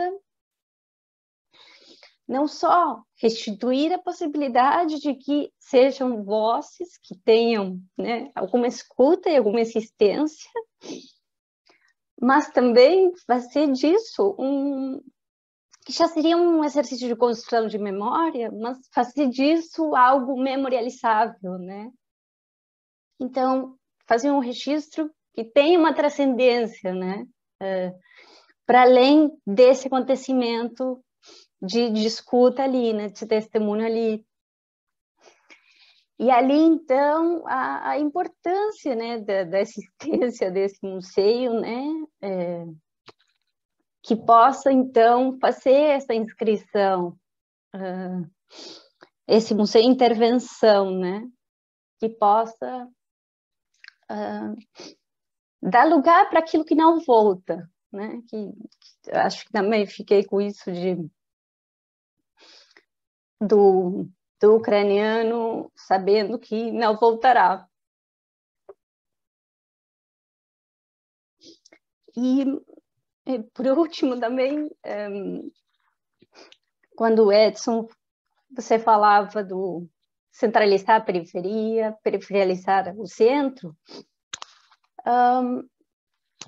não lembro exatamente como é que foi a sequência na qual você falou, mas ele disse algo de inflar o centro, né? E quando eu ouvi isso de inflar, né, me lembrei do inflamável, né, do incendiável, né? E agora as colegas, a Magali, lembrando, né, que essa vila também era território, né, dos acampamentos do MST, né, e toda essa potência inflamável, né, desse território, da cidade. Enfim, achei que, fora de que, por momentos, me pegue assim, uma vontade meio incendiária, né? Acho que há uma potência ali, né? Que talvez a gente possa, né, significante dessa vila Chocolatão, né, de uma vila incendiária, a gente poder continuar fazendo alguma coisa dessa existência deles.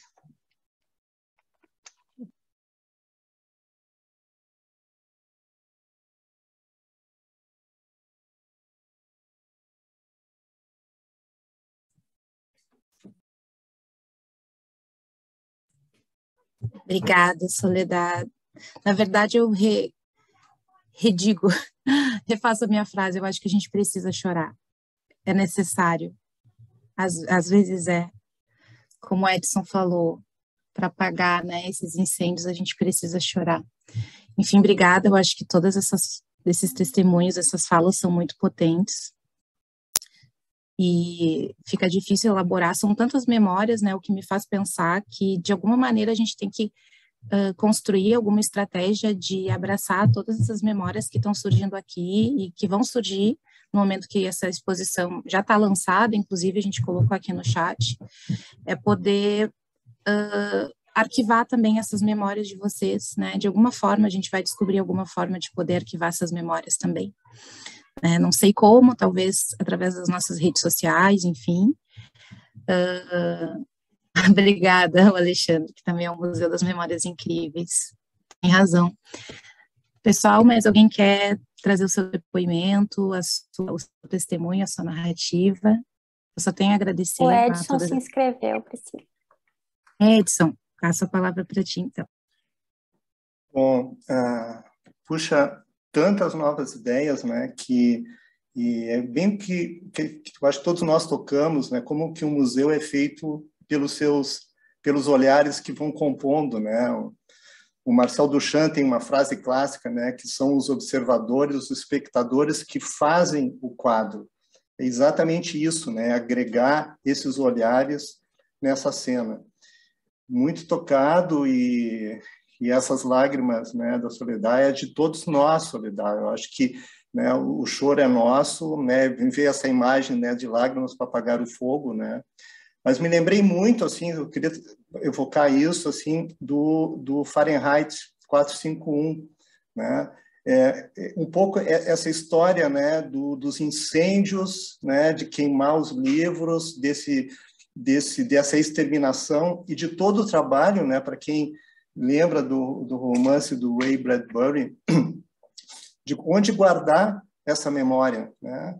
Então eram pessoas, livros, que decoravam os livros, né, como uma espécie ali de preservação de algo. E essa ideia que a Soledad trouxe de inverter o lugar do fogo, porque o fogo destrói, mas ele também aquece, né? Ele também nos traz vida, né? E como mudar o lugar do fogo, né? Onde incendiar? Eu achei isso muito potente, assim, como pensamento, porque justamente se trata ali de uma mudança de posição, sabe? E é um desafio, porque isso implica, né, uma posição de descobrir lugares inéditos, novos, né? A gente não pode sempre repetir a mesma fórmula, né? Que a Josiane trouxe ali no início também desse depoimento, né? Quer dizer, nem sempre as pessoas pegam uma primeira reação, não, mas ali precisa desse espaço, mas até isso, mas não é só isso.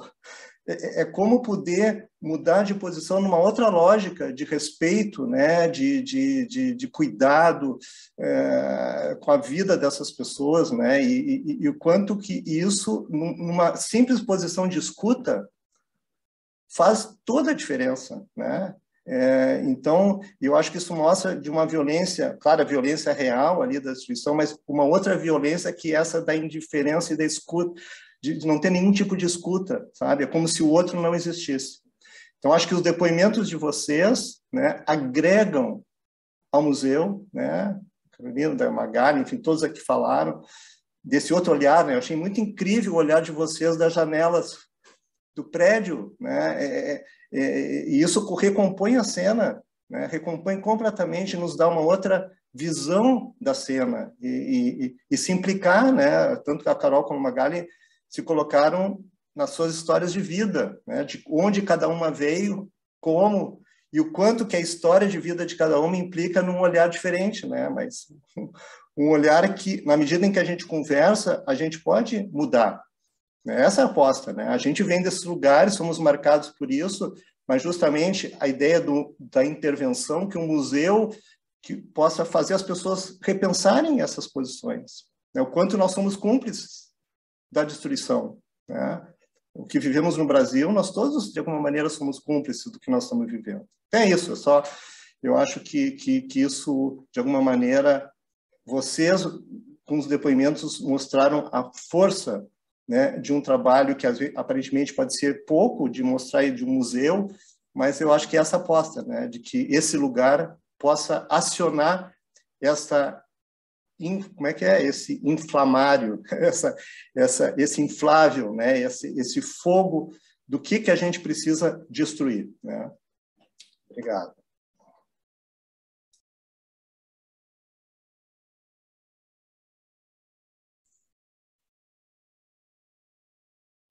A Luciane pediu a palavra, né?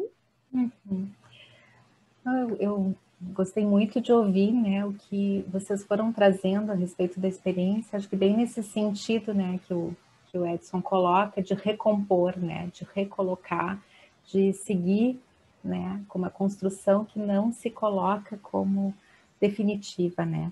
E fiquei pensando nisso, né, que veio do lugar do que não volta, né, e dessa perspectiva de que é um trabalho sobre o tempo, né, sobre os vários tempos, né, e também os tempos subjetivos, né, isso que vai se olhando e vai se compreendendo, talvez, de várias distâncias, né, e que coloca também, né, o nosso saber em falta, né. Eu acho que essa pergunta também, né, de como reagir a essa destruição, né, talvez coloque um pouco isso, né, do como o nosso saber se coloca em falta diante daquilo que nos produz o testemunho dessas experiências, né. Eu fiquei lembrando, né, de uma fala de uma das moradoras, né, quando a gente produziu um vídeo que se perdeu, enfim, né, mas que ela dizia, né, quando a gente, ao iniciar, né, porque era para ela contar, enfim, a proposta, né, e ela perguntava assim, mas quem é que vai nos ouvir? Essa pergunta dela, né, que eu, né, coloco um pouco, né, quem é cidadão, né, e fico pensando, né, que essa franja da vila, né, que é como a Magali traz, né, acho que muito potente, assim, a tua fala, Magali, assim, nos devolve, né, algo importante da experiência, né, essa franja da vila, o quanto, né, talvez essa exposição possa retornar a algo que não seja espelho, né, mas a sustentação dessa alteridade e o que ela recoloca de saber, de experiência, né, onde essa franja da vila, né, possa rediscutir a dimensão da pertença, né. Acho que esse é um ponto importante, né, de trabalho. Mas, enfim, né, e acho, a Magali também colocou a questão dos incêndios, né, que sim, né, a vila era responsabilizada pelos incêndios, né, pela sua condição de precariedade e porque ali entendiam que era uma forma de ganhar novas casas, novos espaços, né, quer dizer, ali onde se repetia o espaço da exclusão era entendido como um questionamento aos espaços de poder, né? Então, enfim, acho que muito obrigada pelas falas, acho que recoloca outros vários sentidos para a experiência.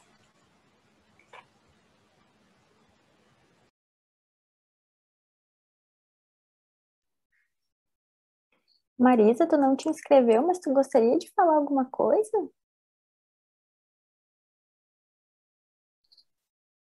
Sim, eu estava aqui me localizando aqui para dizer ali que eu queria falar.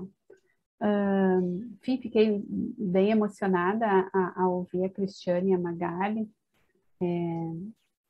colegas que, de certa forma, numa determinada temporalidade, né, estávamos tão perto, mas foi preciso tanto tempo, né, para que, enfim, nos encontrássemos hoje, assim, né, e também fiquei pensando um pouco dessa posição, né, também na qual elas estavam, né, da janela, como observador, mas também de dentro de uma instituição de poder, né, e muitas vezes é fazendo justamente fissuras, né, nessas instituições, né, tentando abrir frestas desde dentro desses lugares, que a gente também vai poder produzir movimentos, né,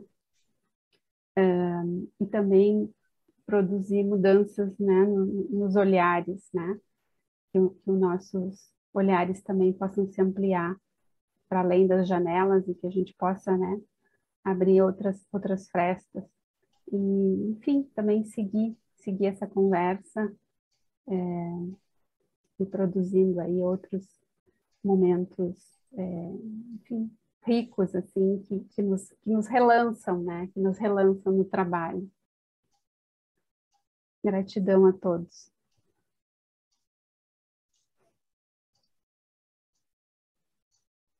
A Ieda se inscreveu, né?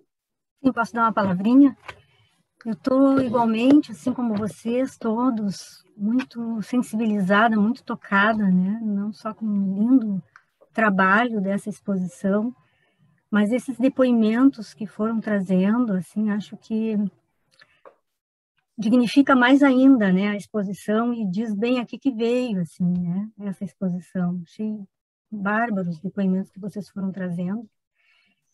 Queria fazer um link com a fala da Luciane agora no final, quando ela falou, né, de que isso acho que na fala da Magali tinha aparecido também, a culpabilização das pessoas da vila pelos incêndios. Eu acho que isso aparecia bem nos nomes que vocês trouxeram, né, com que a vila era chamada, vila incendiária, vila assassina, né. Então, os significantes diziam bem, assim, né, de como era olhada essa vila. Eu me lembrei daquilo que o Didi Huberman fala sobre o olhar, né, de que há um ponto no objeto naquilo que se olha, em que somos olhados, né? Há um ponto onde nós somos olhados ali.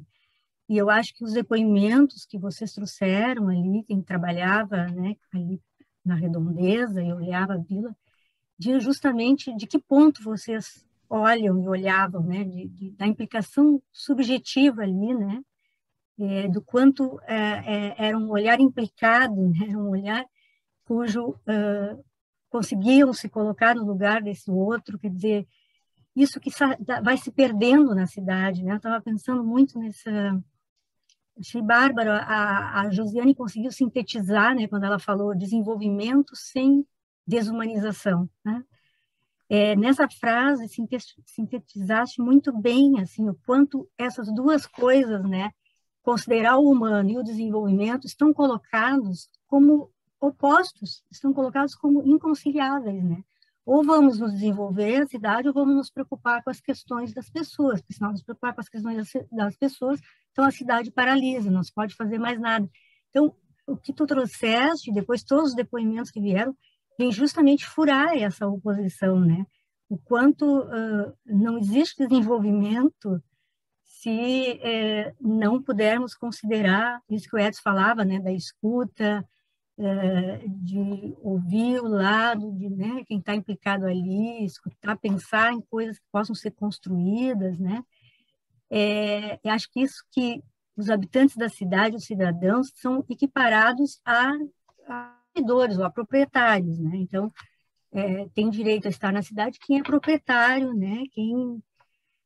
Assim como aquilo que não é de ninguém, digamos, o espaço público como se não fosse de ninguém, né? Aquilo que é de todos passa a não ser propriedade de ninguém. Então, também há uma dificuldade de se responsabilizar, se implicar com esse espaço que é de todos, por essa mesma lógica, né? Que é a da propriedade, né? A da posse, né? Então, acho que todos os depoimentos de vocês vieram furar muito isso, vieram furar de uma forma muito forte, assim, né? Essa noção de que é isso, né? Para se desenvolver uma cidade, para crescer, ela tem que eliminar aqueles que estão na margem, aqueles que, né, não estão ali donos de nada, nem produzem, né, não produzem no sentido da engrenagem do capitalismo. Então, eu acho que são coisas muito profundas, muito importantes, muito subversivas, no sentido mais potente da palavra subversão, né? E, enfim, agradeço muito todo o trabalho da exposição e a todos que estiveram aqui hoje, trouxeram inflexões tão importantes assim para dar um outro olhar, né, para essa exposição e para o nosso trabalho, né, a importância assim do trabalho de cada um, né, e da conversa entre os diferentes trabalhos. Muito obrigada, muito lindo. Obrigada, Ieda. Obrigada a todas e todos que colocaram aqui seus comentários, as suas observações, as felicitações pelo trabalho, enfim.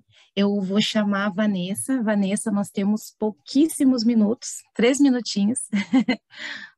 Te chamo, então, para que a gente possa encaminhar para a finalização do evento. Tá bem. Estou emocionada, muito emocionada também, entendo a Soli, mas assim, me ocorreu algo dessa discussão sobre centro, né, e periferia, mas através de uma imagem do Fahrenheit também, eu li um quadrinhos, né, muito bonito, assim, e fico com a imagem, assim, dessas pessoas, livros, né, elas, para resistir, eles precisam se marginalizar, né? Eles precisam sair da cidade, né, e viver, né, nas redondezas, né? E tem uma imagem desses quadrinhos que são eles em torno de uma fogueira, né, fazendo essas leituras, né, para essa memorização. E aí tem um pouco a ver, queria linkar isso com o que a Carolina traz desses nossos lugares, né? Lugar de cada um.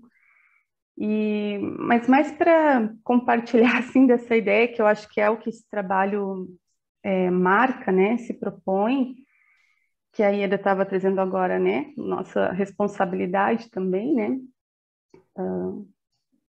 O trabalho de cada um, nossa responsabilidade, né? Com a ética da psicanálise nesses fazeres políticos, né? Mas para dizer que, juntando as duas coisas, eu acho que esse trabalho ele tem essa função super importante, que é de nos colocarmos a resistir de dentro, ou do centro, ou, né? Cada um do seu lugar, né? Que a gente possa fazer isso, né? Nos colocarmos a experimentar isso sem precisar se retirar, né? Sem precisarmos migrar, né? Que a gente possa fazer essa tentativa, né? Acho que é isso que fica para mim, assim. Obrigada, Vanessa. E desculpa, a gente não tem mais tanto tempo, mas eu acho que fica um convite para que a gente possa se encontrar através das redes do museu, para que a gente se encontre em outros momentos, para continuar discutindo esse tema de forma coletiva, colaborativa, coletivizar essa questão. Enfim, eu tenho esse trabalho difícil, que é finalizar esse evento, depois de tantos potentes testemunhos, e novamente deixo um agradecimento a todas e todos que dedicaram um pouquinho da manhã e início da tarde para estarem aqui conosco. Eu não sei se o Edson e a Maíra, como coordenadores, querem fazer alguma fala final, Senão, a gente finaliza esse evento e convida a todos e a todas e todos, para curtirem a nossa exposição, pensarem, refletirem, chorarem, enfim.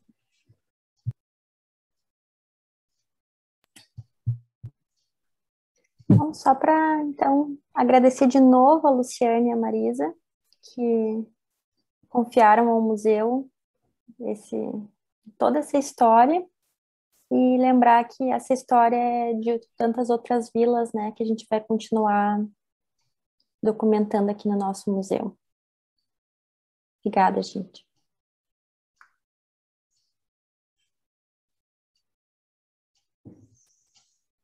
Bom, então finalizo o evento. Obrigada. Uma boa tarde para todo mundo. A gente se vê por aí online. Tchau, tchau. Tchau, boa tarde. Obrigada, gente. Obrigada, gente. Tchau, Obrigada. Boa Bom dia para tarde. vocês. Obrigada, pessoal. Tchau.